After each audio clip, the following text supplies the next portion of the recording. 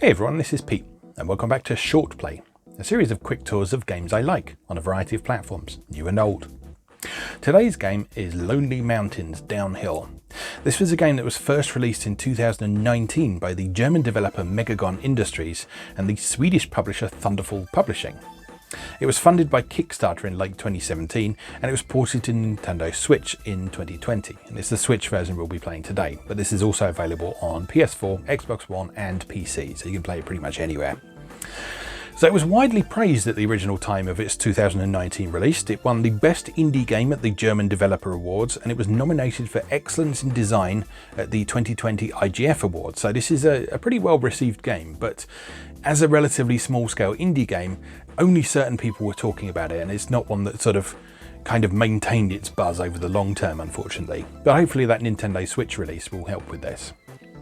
So Megagon has been continually working on the game since the original Kickstarter launch, and they even went so far as to completely rewrite their entire terrain engine in mid-2018. So this is a real labour of love for them.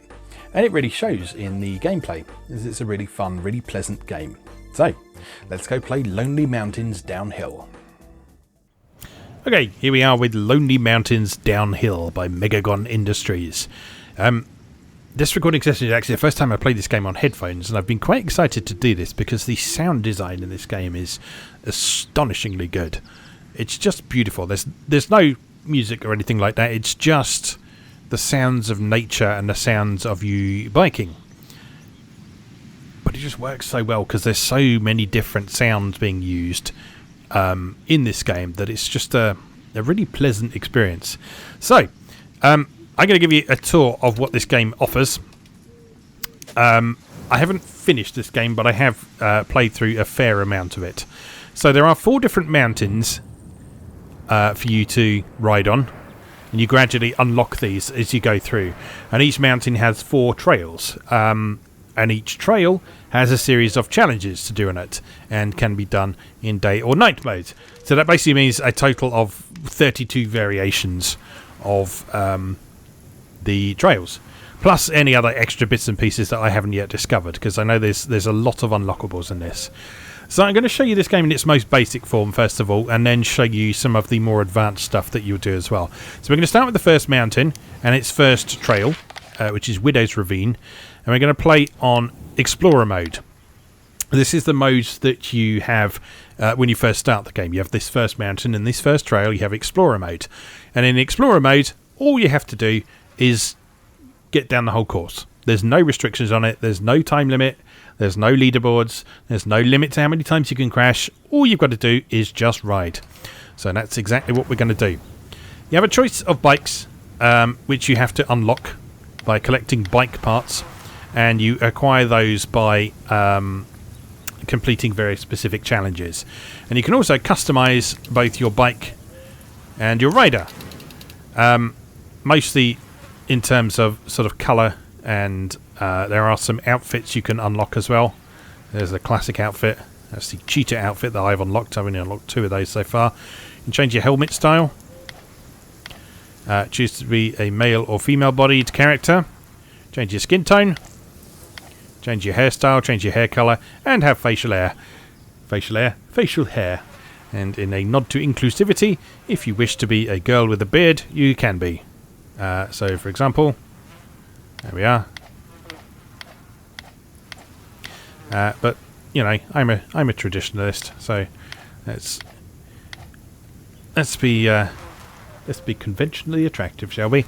Right. Anyway, pick your bike, then a short loading break, and you are ready to ride. So, like I say, this game was in development for quite a long time. I believe it's built in Unity, but there's a lot of the developers' own bits and pieces in there, like the terrain generation engine I mentioned was completely rewritten in mid-2018 because they weren't happy with what the old one was capable of. But anyway, I'm getting ahead of myself. So what you do in this game, you press the right trigger to pedal. You just hold it down, you don't have to tap it or anything like that. And you move the analog stick to steer. There are 2 methods of steering. You can either use the method I'm using here, which is where you simply push in the direction you want your bike to turn towards. So that's best thought of as being a bit like the way that paddle controls are implemented in the Atari Flashback Classics collection, if you happen to watch my series on that. But it works really well. It's a very intuitive system that works well with the analog stick. But alternatively, if you prefer to use a method where you push left to turn left and you push right to turn right, you can do that too. So like I say, right trigger pedals, left trigger brakes, and that is it. Those are all the controls you have in this game, aside from the A button, which allows you to do a sprint, which just means that you get a brief burst of speed. And that's important to use to get over a few jumps in a few places. Because without it, you won't have built up enough speed to clear the jump. So as you can hopefully see already, this has got a lovely sort of low poly aesthetic to it. You can... Ooh, there we go. You can like see the individual triangles that make up the mountains, but it's also got lovely lighting. So the shadow effects in this are really good.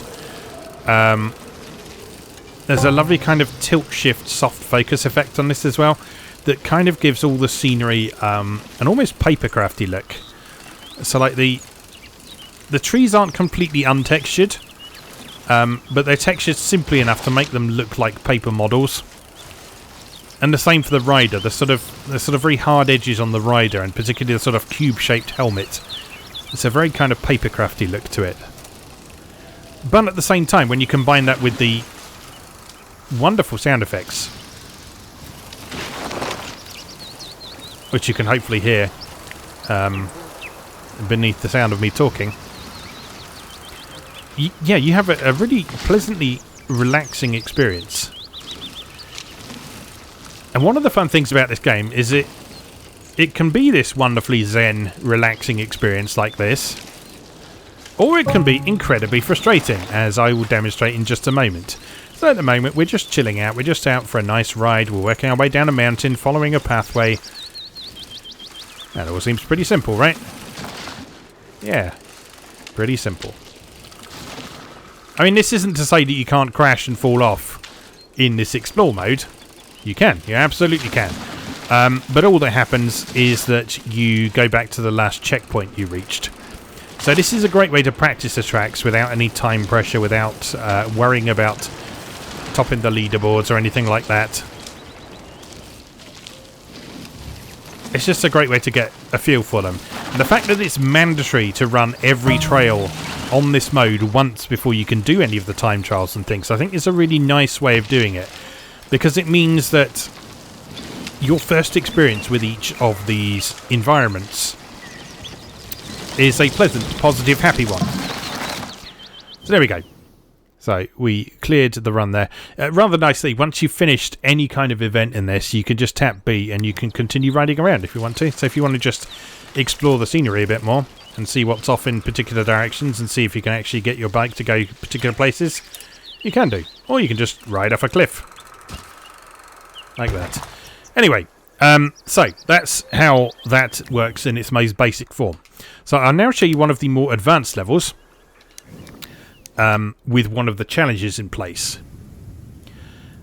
We'll see if I can do one that I haven't done yet. And they get seriously challenging as the game progresses,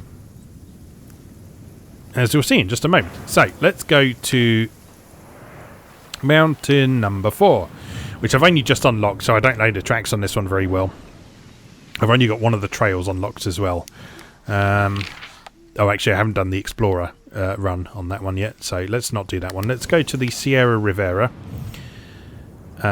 Oops. And let's have a go at trail number 1 here. We'll have a look at the beginner challenges. So you'll see here you've got 3 challenges in beginner mode. If you complete the track in 2 minutes 30 or less, you will unlock a bike part, which you can spend on unlocking new bikes. 2 minutes 15 or less, you'll unlock a new outfit for your rider. But you'll see so far my best time is 2 minutes 48.57 seconds. So I've got a bit of work to do before I can do that. But we'll have a go. I have successfully completed the third challenge there, which is complete the race with 19 crashes or fewer.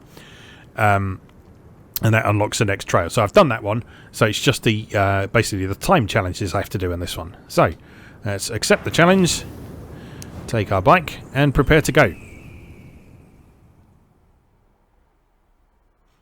Now I played a lot of this the other night, so I really got into the zone with playing it. So, but I haven't touched it today before I started recording this. So this is going to be interesting to see how much I remember of these courses.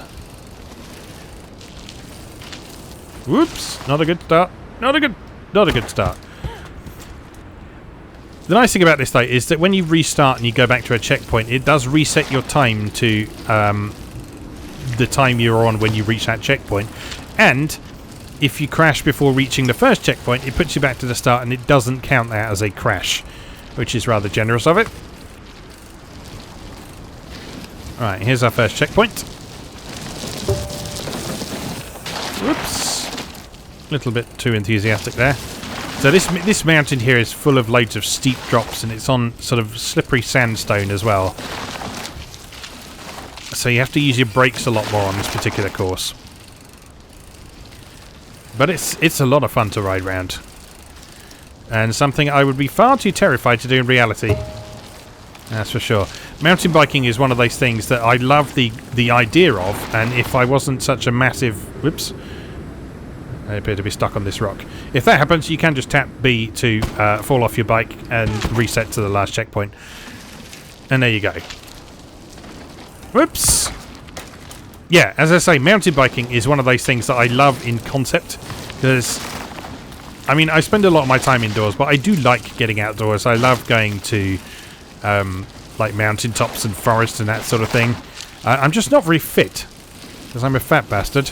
And, that means that sort of this is not something I'd be able to do in reality, and also I would be too terrified to do this in reality as well, because I would probably kill myself. Because as well as being unfit, I'm terribly uncoordinated. I think is a remnant of my childhood when I was diagnosed with dyspraxia, which meant that I had a lot of difficulty with sort of a lot of the physical things you do at school, like PE and that sort of thing. I forget the details of it now, and I don't think it's something that I really have much of a problem with anymore, but it did kind of leave me with a bit of a lack of confidence when it came to a lot of physical activities, and so yeah, something like this that there's a very real risk of death involved with, I would not be good at. I certainly would not have the guts to jump over a large crevasse on a mountain bike like our hero here. Or heroine, I should say. Right, down here. Yes, I remember this bit. And then over this terrifying bridge here. Now, in a predictable video game, that bridge would crumble and collapse as you went over it. But no, this game is just nice and chill. Just going for a nice ride out on the mountainside. Just enjoying yourself. Having a lovely time. Now, you've probably noticed as I ride around here, there are lots of obvious shortcuts I could have taken. And indeed, you'll see that we have completely failed to meet either of the time challenges so far. So, actually discovering those shortcuts and learning how to make good use of them is essential to success in this game, assuming you want to do those time challenges. As like I say, the nice thing about this game is that you don't have to do that stuff if you don't want to. So, it's just for unlocking new bikes or outfits or that sort of thing. Pretty much every time I've unlocked a new mountain or a new trail in this game, it's been through getting down the mountain without crashing, which means that you can take your time over it. You can enjoy the ride on the way down, and you can just chill out over it, which is nice. That's really good game design, because it means that anyone playing this can do so for the reasons that they want to. They can prioritize their own kind of fun. So if you just want to chill out with it, you can do, which is great. Now, the last thing I'm going to show you, we've got to Redmore Peaks for this one. Have I got one unlocked? No, I don't have one unlocked. Maybe we might go to Redmore Peaks for that one. What about back to the first mountain? I haven't got it unlocked any of them. Basically, there's this mode called Free Rider, which means that you have to get through the whole course without using any checkpoints. But you don't have to worry about time limits. And that when you are timed for it, and there is a leaderboard for it, but you don't have to worry about the time limit because nothing is dependent. No unlocks are dependent on you doing Free Rider mode in a set amount of time. Yeah, so that is another kind of challenge you can present yourself with if you want to. So I won't show you that because I've done the ones that I need to for that one. I will show you this mountain though, because it's a lovely looking mountain. And I haven't unlocked that last one yet. Got to do it in 2 minutes 40 or less to unlock the last trail. Okay, so 16 crashes or fewer in this one, I unlock the next mountain. But if I want to unlock the 4th trail on Redmore Peaks, I do have to meet a fairly tight time limit, judging by what I've got there. But we'll have a go. We'll see how we get on. I'm probably not going to do this, but I do like this mountain. This is probably my favourite scenery in the game. So, yeah, I will show you what it's all about. Yeah. I really like this game. It's super cool. I hadn't heard of it before the PR company responsible for promoting the Switch version reached out to me to tell me about it for Mario Gamer. And by the time you watch this, I will have almost certainly written about it on Mario Gamer. So if you want to find out a little bit more about the game, then do please check out my article on this. I will leave a link to that down in the description. But I thought I'd make a video on it as well because I was just left with such a positive impression of this game from playing it to write about that I wanted to share it with YouTube as well. I wanted to provide a bit of gameplay video, show you how it plays, and just show you all what a thoroughly pleasant experience it is. Now the Switch version we're playing here, as you might expect for a Switch version of a multi-format game, there are a few minor technical niggles, like the frame rate isn't super consistent. It gets up to 60 frames a second at times, but doesn't always reach it, particularly when it gets a bit busier on screen. But the important thing is that the controls are super tight, regardless of the frame. Oh no! The controls are super tight, regardless of the frame rate. So even if the sort of actual motion on the screen doesn't appear to be like as super slick as it could be, the actual control is.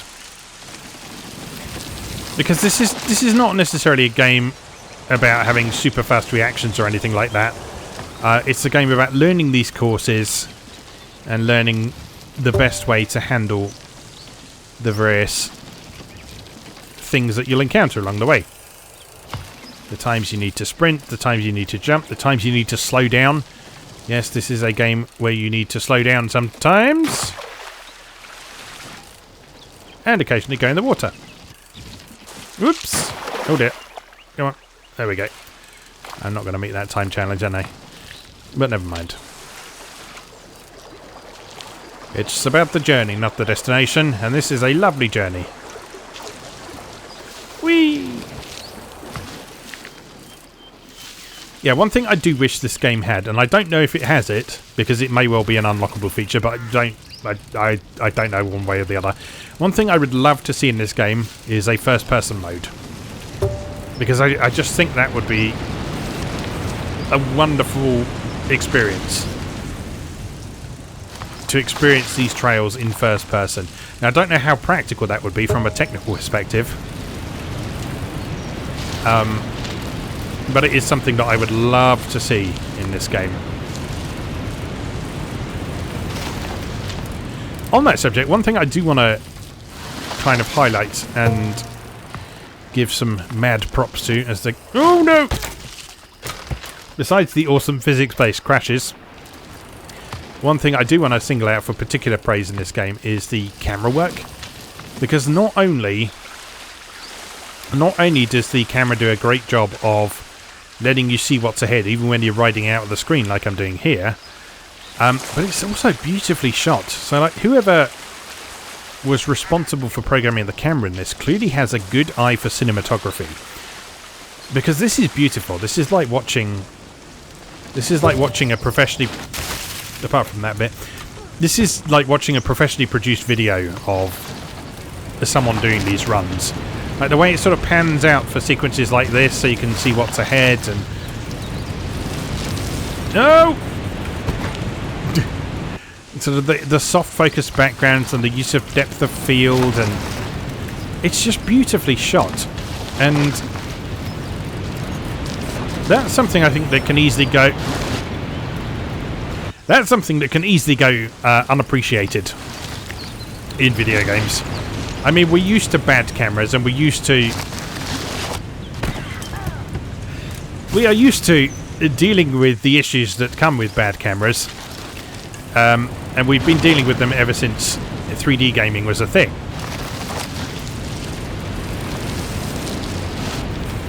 Oh no! But for something to come along with a camera this good that frames the action so well and makes the game enjoyable to watch as well as to play. Yeah, that's something that's really worth singling out for particular praise, I think. It's a good job. It's a good job I'm not trying to minimise the number of crashes anymore, isn't it? Right, this time! No, not this time.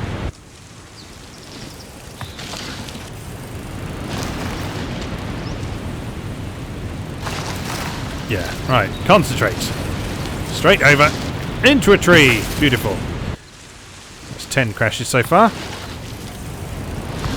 Over the top. And down we go! A little bit too far down.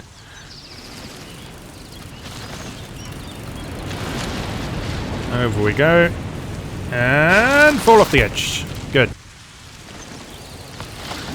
I get to that point where I'm just starting to get a little bit frustrated with what's going on here. Unless that means... Ooh, I'm just losing my focus a bit. But there we go, we're through. Now to reach a checkpoint, hopefully. Hopefully. Or perhaps... death? No, that's the end, actually. There we go. Finished! Nowhere near the time we needed, but I did improve... No, I didn't improve my time, actually. I'm 2 seconds, 0.4 over my previous best. Anyway, that is Lonely Mountains Downhill, which is a thoroughly lovely game that is, by the time you watch this, available for PC, PlayStation 4, Xbox One, and Nintendo Switch. So, if you want a game that is very pleasant to just sit and chill with, check it out. As always, thank you very much for watching, and I'll see you again next time.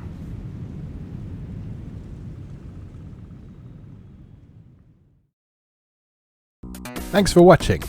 If you enjoyed this video, please help out the channel by leaving a like or a comment and subscribing. Be sure to check out moegamer.net for new articles on Japanese and Japanese-inspired video games, new and old, every weekday. Every month, Moegamer features an in-depth exploration of an individual game or series as its cover game, so be sure to check the archives to see if your favourite has had a deep dive yet.